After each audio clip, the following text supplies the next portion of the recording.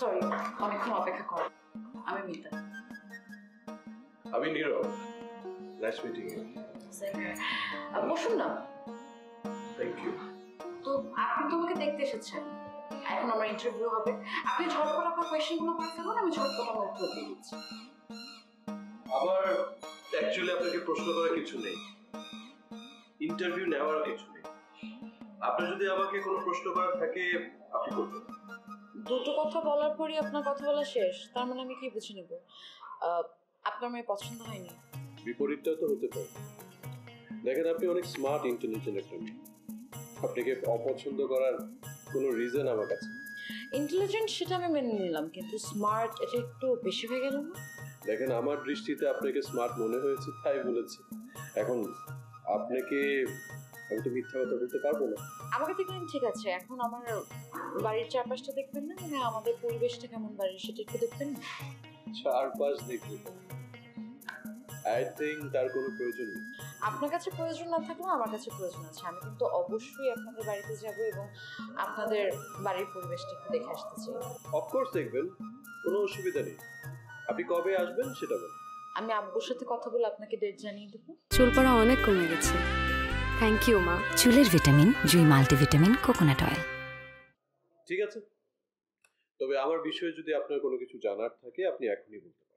অবশ্যই জানার আছে, তবে আজকে না, আপনার বাসায় গিয়ে জানবো। আপনার কোনো কিছু জানার থাকলে আপনি আজকে জিজ্ঞেস করুন। সরি মিতা, আবার খুব দেরি করে ফেলেছি আমি।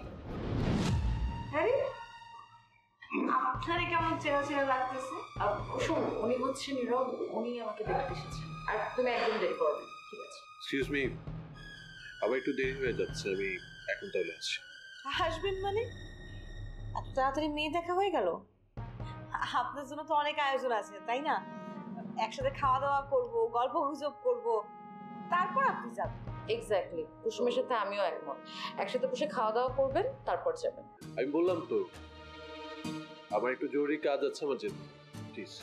কি বলতেছেন আপনি? আপনি তো দেখি এখন থেকেই মানে বিয়ের আগেই বউয়ের কথা অমান্য করতেছেন। বিয়ের পর তো নানা অজুহাতে ঘরের বাইরে থাকবেন, আমরা কোনো কথা শুনবো না। আপনি আমাদের লগে খাওয়া দাওয়া করবেন, তারপর যাবেন। থ্যাংক ইউ সো মাচ, আসলে আমার তাড়া আছে, আমি আসি। কি ব্যাপার কুসুম, তোমাকে দেখুন এইভাবে চলে গেল কেন? তুমি আসার পরে আমার মুড চেঞ্জ হয়ে গেল।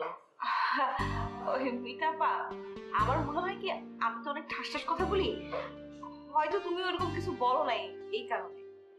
আমারও তাই মনে হয়। বাদ দাও, ছেলে তোমার কেমন লাগছে? পছন্দ হয়েছে?